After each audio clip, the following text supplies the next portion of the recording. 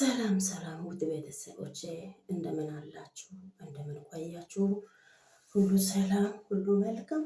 በጣም ስም የተመሰገነ ይሁን። እኔ ጋር ሁሉም ሰላም ነው፣ ሁሉ መልካም ነው።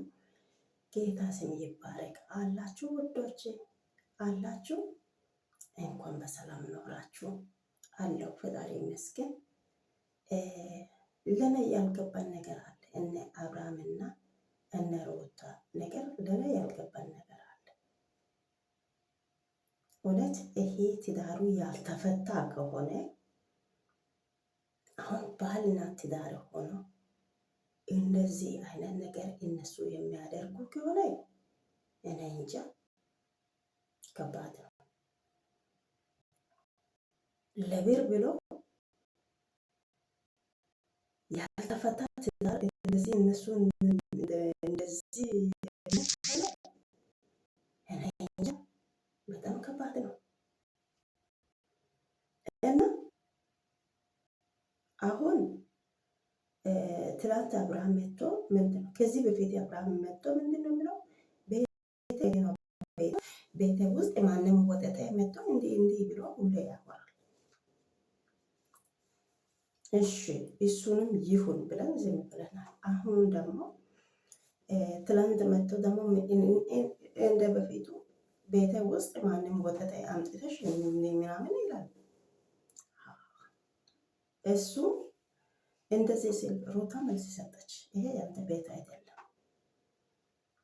እኔ ተከራይቼ ነው የሚኖረው እንጂ ያንተ ቤት አይደለም አለችው። እሺ ደግሞ ሌላው ምን ይላል? በእኔና በአንቺ ህይወት እነኚህ ሰዎች አያስፈልጉም፣ እነሱን አያገባም አለ። የምን ህይወት ነው? ትዳሩ ተፈቷል አልተባለም እንዴ? ተለያይቷል አልተባለም? የምን ህይወት ነው?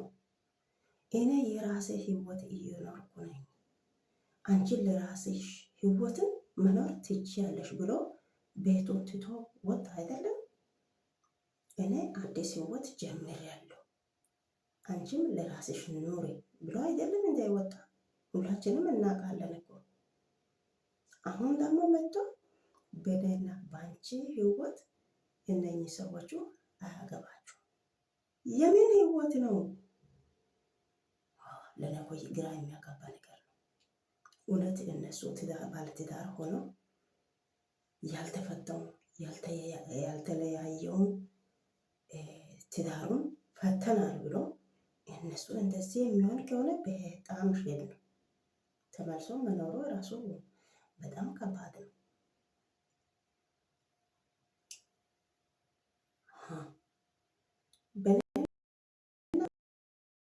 ማለት መጥቶ ቤቴ ነው ቤቱ ያንተ አይደለም፣ ተከራይተን ነው የምንኖረው አለችው። አሁን አብርሃም ባለፈው አሁን እንደዚህ ልጅ ልሰርቅ ነው ምናምን ስል መጥቶ ልጁን አይቶ ምናምን ብሎ ሄደ። አሁን ደግሞ እንደገና ተመልሶ መጣ። ቆይ አብርሃም በአንድ ቦታ አርፎ ለምን አይቀመጥም? መጀመሪያ ለምን ይመጣል? ተለያያችሁ አይደለም? ለምን ይመጣል? በቃ ልጁን ማየት ከፈለግ ለሷ ደውሎ እኔ ልጁን ለማየት ልመጣ ነው፣ እየመጣው ነኝ፣ የት ነሽ? ሰው አለ ወይስ የለም? እኔ ልጁን ለማየት እየመጣው ነኝ ብሎ መንገር አለበት። ደግሞ በየቀን በልጁ ሰበብ እሷን ለማየት በልጁ ሰበብ በየቀን ማምጣት የለበትም። እኔ የራሴን ኑሮ እየኖርኩ ነኝ ብሏል ከራሱ አፍ አውጥቶ።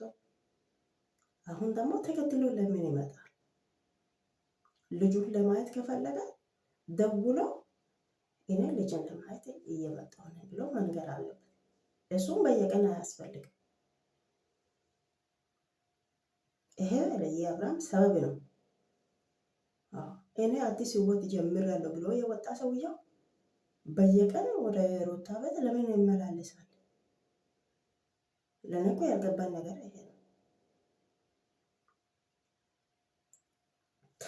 ተለያዩ ካላችሁ አንቺን አይነ ተለያየን፣ እኔ አዲስ ህይወት ጀምራለሁ አንቺን ጀምር ብሎ ከቤት የወጣ ሰውየው በየቀን ቤት መመላለሱ ምንድን ነው? በእኔና በአንቺ ህይወት ማለት ምን ማለት ነው? የምን ህይወት ነው? ግራ ገብቶታል። በእውነት እኔ ግራ ስለገባው ነው የመጣሁት ማለት ነው። የእሱ አዲስ ህይወት ከርሜላ ጋር በየቀን የምን ይመጣል ወደ ሩታ ቤት። ይህንን ሄርሜላ አይታ አታውቅም? እሱ ወደ ሩታ ጋር መምጣቱ ሄርሜላ አይታ አታውቅም? አያትም እንዴ? አይኑ ከዚህ በቤት ብርብር እያጣች አይደለም? እየጠየቀች አይደለም? አሁን ለምን ዝም አለች? እሱ እንደዚህ በየቀን ወደ ሩታ ቤት መምጣቱ እሱ አታውቅም? እሷን ጠብቆ ነው እንደሚመጣው። ጌታ በጣም ነው የሚያስጠላው። አብርሃም ምን እየሆነ ነው? ልጁን ማየት ከፈለገ ደውሎ መምጣት ይችላል። እኔ ልጅን ማየት እየመጣሁ ነው ብሎ ነግሮ መጥቶ ልጁን አይቶ መሄድ ይችላል። በየቀን መመላለስ ለምንድን ነው? ሩታን ይፈልግ ከሆነ ይቅርታውን ጠይቆ እንደምን ብሎ ይቅርታውን ጠይቆ አሁን ለሱ ሄርሜላ ከመኖሩ ሲኦል ነው ለሱ። እንደ ሩታ አይደለም። ሩታ እኮ ነፃነት ሰጥታ እንደሚፈለግ እየሆነ ከሴት ጋር ከወንድ ጋር እንደሚፈለግ እየሆነ ይውላል እኮ ያድራል እኮ። ግን ሩታ ብቻዋ ቤት ውስጥ እየመጠረች ብቻዋ እየተጨናነቀች ብዙ ነገር ብዙ ጊዜ ነው የቆየችው። ግን ሄርሜላ አሁን አብርሃም በሄርሜላ እጅ ገባ ማለት እስር ቤት ነው፣ ሲኦል ነው ለሱ። ያ ቃል እሱም አሁንም በቃ እየገባ ነው ለሱ። በሄርሜላ በኩል ስንት ነገር በሱ ላይ እየመጣ ነው። እሱ ግን ወደ ሩታ ጋር ነው እሱ የሚመጣው። ይህን ደግሞ ወደ ሄርሜላ ሁለት ወዶ አይቻልም። አያስጠላም? አይደብርም? ግን ለእኔ ጥያቄ የሆነ ዋናው ምንድን ነው? ተለያየን እኔ አዲስ ህይወት ጀምሬያለሁ ያለ ሰውየው ሩታ ቤት ለምን ይመላለሳል? ለምን ተመልሶ ይመጣል? ማምጣት ከፈለገ ልጁን ማየት ከፈለገ ደውሎ እኔ እየመጣሁ ነኝ ቤት ነሽ ልጁን ማየት እየመጣሁ ነኝ ብሎ ደውሎ ማምጣት አለበት። ዘው ብሎ ሮጦ ዝም ብሎ በሰው ቤት ማታም ቀንም ጠዋት ዝም ብሎ ማምጣት አልነበረበትም። ምክንያቱም ተለያዩ፣ ማገባቸው ነገር የለም።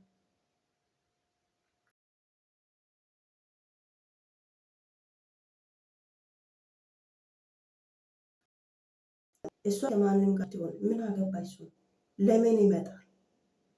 ቤቴ ነው እስካሁን ቤቴ ነው ይላል። የምን ቤት ነው? መቶ ደግሞ በኔና በሷ ህይወት ይላል። የምን ህይወት ነው?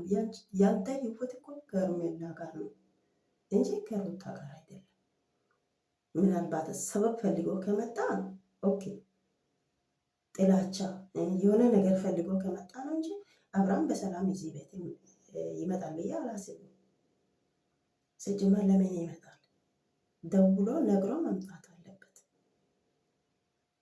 ቢመጣም እንኳን ማለት ነው ልጁ ማየት ቢመጣም እንኳን ደውሎ ቤት ነሽ እኔ እየመጣሁ ነኝ ብሎ መምጣት አለበት እንጂ ዝም ብሎ ከዛም ተነስቶ ዝም ብሎ የሰው ቤት ይመጣል። ይሄ ለንግግር የሚያጋባ ነገር ነው።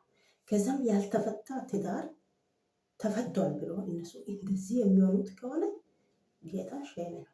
በጣም ያስጠላል፣ ይደብራል። እና የእሱ አመጣጡ ትክክል አይደለም። ይህን ደግሞ ሌላ ጊዜ መተት ያለ እኔ አሁን ከሰው ጋር ነው እሷ ካለች እሱ እሺ ብሎ መውጣት አለበት እንጂ እዛ ግርግር መፍጠር ጥሩ አይደለም። እሷ ፕሮግራሙ ሞጥቼ ሌላ ቀን ሳይለው አለችው። ልጁ አሁን ተኝቷል። ሌላ ቀን አሳያለሁ አለችው። እሱ በግዴታ ካላየው በቃ እሱ ነው። ለአብርሃም ክብር ምንም ክብር የሚባል ነገር አብርሃም ጋር የለም። ሲጀመር ለምን ይሄዳል? ጥፋቱ የሱ ነው።